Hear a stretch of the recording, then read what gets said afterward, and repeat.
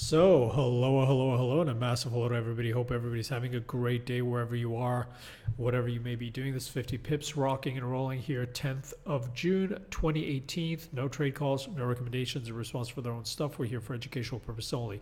So, what's going on? Well, again, a lot of headlines over the weekend with Trump, G7, etc., etc., etc. I am not going to comment on any of the headlines, and we'll just see. We'll let the markets guide us. We'll just look at the technicals. Heads up, what's happening this week? I mean, we've got an action-packed week. On Tuesday, we'll have a Brexit vote in Parliament. We're going to have the Trump-Kim meeting, and then we go into Wednesday, Thursday, Friday with a trifecta. Basically, we've got the FOMC, the ECB, and the BOJ. So clearly, this market is being driven by the central banks, so it's only normal that we would expect the market to be on edge and to potentially see a lot of follow through or reversals on the move. So again, it's all about the central banks this week and heightened geopolitical tension. Now, at the heart of this is the USD, right? So we're just going to be very technical here. We're not even going to look at the bigger picture. We're just going to see where we are stuck on the daily. Now, as far as we're concerned, the way we're looking at this on the daily, we are stuck pretty much inside, these 80s to the downside, 95 to the upside. Now, technically, the way we look at this is this failure at the top of the range means that we'll likely try and come back and test mid. If mid holds, we expect to see a little bit of a pop higher. If mid doesn't hold, especially if it's on news, etc., we'd expect to see the 88s get tested fairly quickly. Now,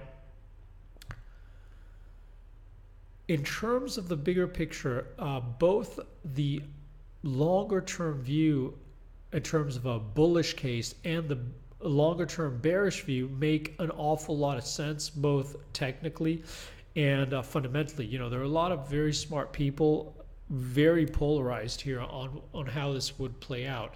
Now, from our experience, the best way to look at it is to just let the chart guide and trade, where we are. Again, of course, unless you're trying to put in some big structural trade.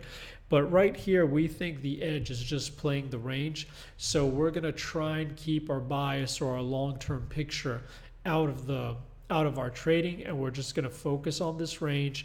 And the way we're seeing it here is this failure most likely is we should see a little bit more of a pullback, and then likely into the news this week is either be a catalyst to bounce or to drop, right?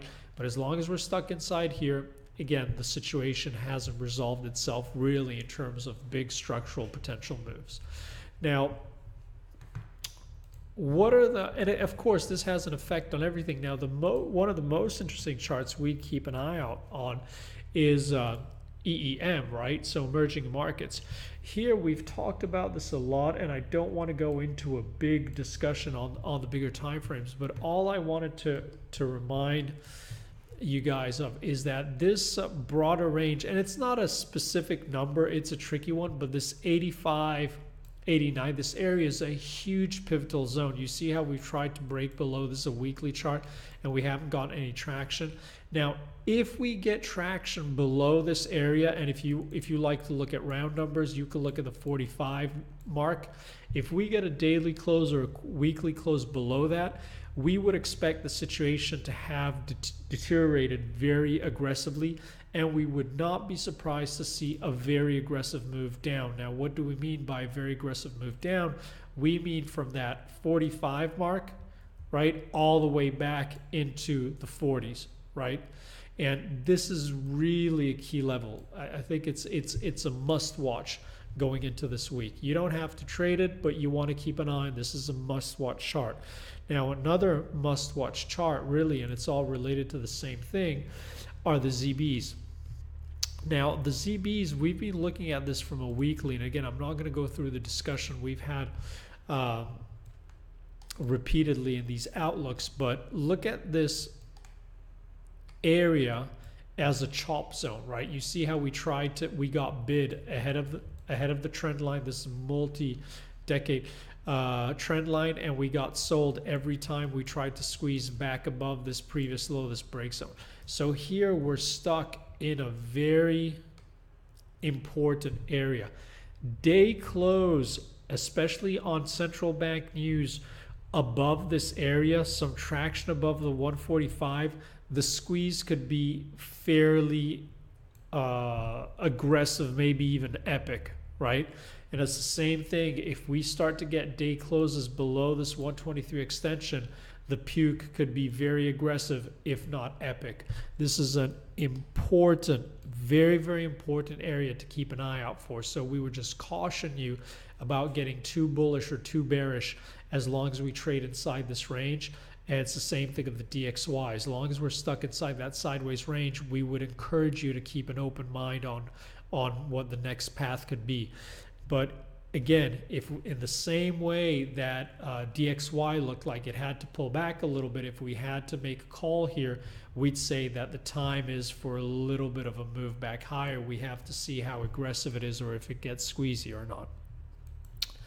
The other thing, in case we get risk off tone tonight after all the G7 shenanigans, etc., we'd want to keep an eye out for. And this is linked to the dollar. And this is a chart we've been discussing for a long time here. Our view is that yen is going to try, or is trying rather, to make its way back into the 100 mark, right? So we haven't changed this view since the beginning of the year when we had that ramp higher. Now, going into this week, the 109.50 is really important. We could get bounces off that 109.50 unless we get a daily close or a weekly close above this channel. We won't put too much weight into any of those bounces. Daily close or weekly close above this channel, we would expect 114.50 to print quick. Daily closes below the 109.50, we would expect this to try and accelerate towards the 107.50. And a day close below, we would expect that move lower to accelerate very, very aggressively. And that is also very similar to what we see going on. Again, I'm not going to go through all the charts, but on USD CHF, positioning on this is very stretched. Again, we think this is trying to play out this channel too. Now, NASDAQ, what's going on the NASDAQ? Got a lot of questions on equities in general. We're just going to keep it very, very simple, right? And we discussed this last week, whether you're looking at it on a daily or weekly. NASDAQ has been holding a very, very strong bid, and we've moved right back into those highs, and we had a negative daily close. It's very easy, right?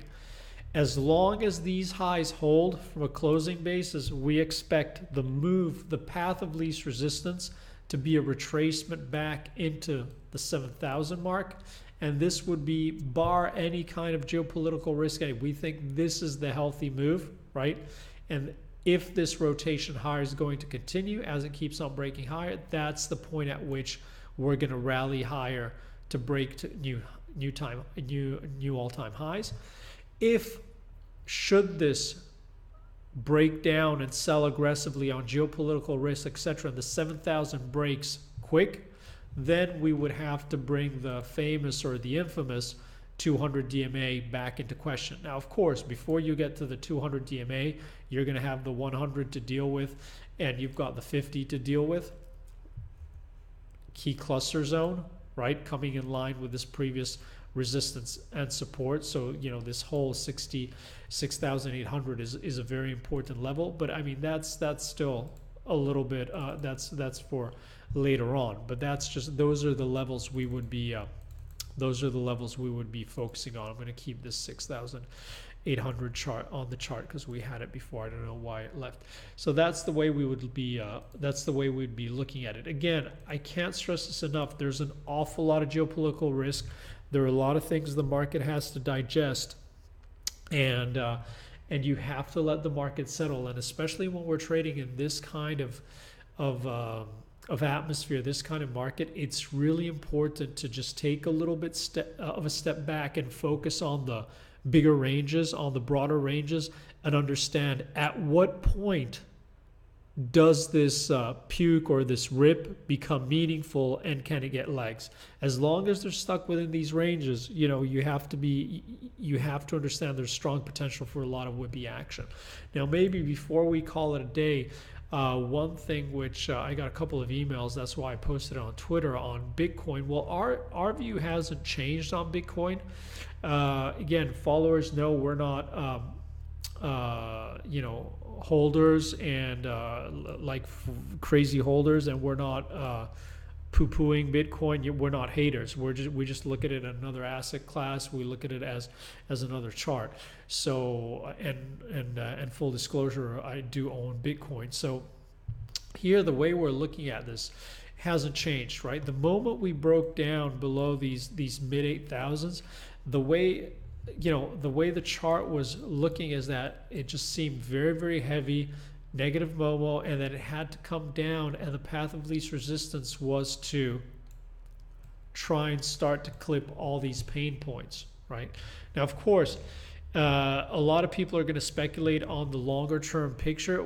We're not, that's not what we're doing here with the chart. Here we're just looking at the shorter term technicals, and the shorter term technicals here point to this trying to puke lower and trying to go and cause a little bit of pain below this area. So we still think that the 6,000, 5,000 zone attracts, and that's what we'll be looking for, some kind of support after we get a flush of these areas. Now, should we go lower? A lot of people are saying, oh, I could go to 100, to 0, to God knows what. I mean, we're not really looking at it that way. Here, I think if this level gives, then because of likely liquidity concerns, exchange concerns, it could get very, very ugly very, very quick. But we wouldn't want to really put specific technical targets. Could we see it coming back and trying to flush all the way back down into this zone? Sure. But I think it's a little bit early to talk about that now. But right here it's looking a little bit heavy. And again, we'll have to see. If you see a little drain of liquidity across the board on all asset classes, things get very, very interesting. But, that's the way Bitcoin is looking to us right here, right now. And again, maybe one thing to get another chart to keep an eye out for as we got this Brexit shenanigans is cable.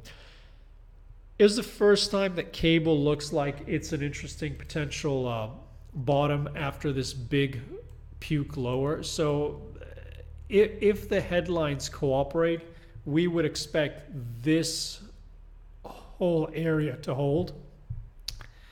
And we would expect it to try and attempt a rotation higher. We would not be surprised to see this come all the way back into this breakdown zone.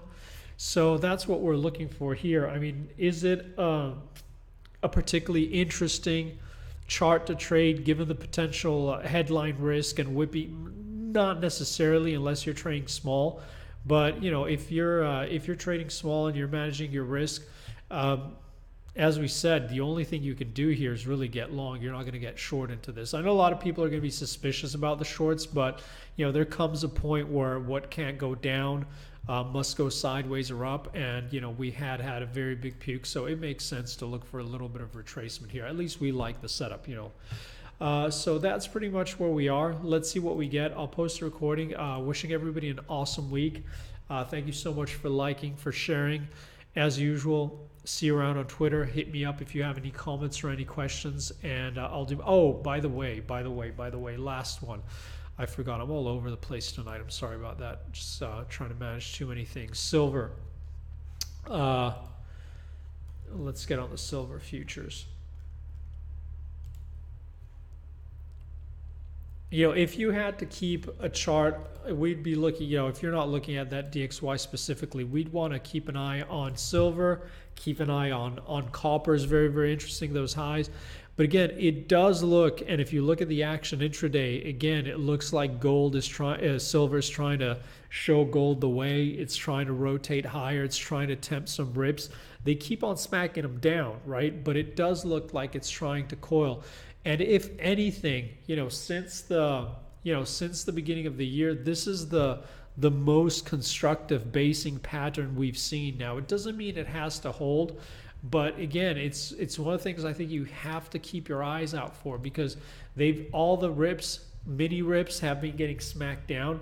So if you get in a situation where you see this getting traction above the 17 mark, this could really get aggressive, right? It's that same way. If you get EEM below that 45 mark, it could get very aggressive. If you see dollar index outside of that range, if you see ZBs out of those ranges, if anything, this is the week where we have potential to see some aggressive moves. Now, having said that, of course, it might be a dud and we might go nowhere, but at least we have to be aware there's a potential of these moves playing out. Again, thank you so much, guys. Have an awesome one. Bye-bye.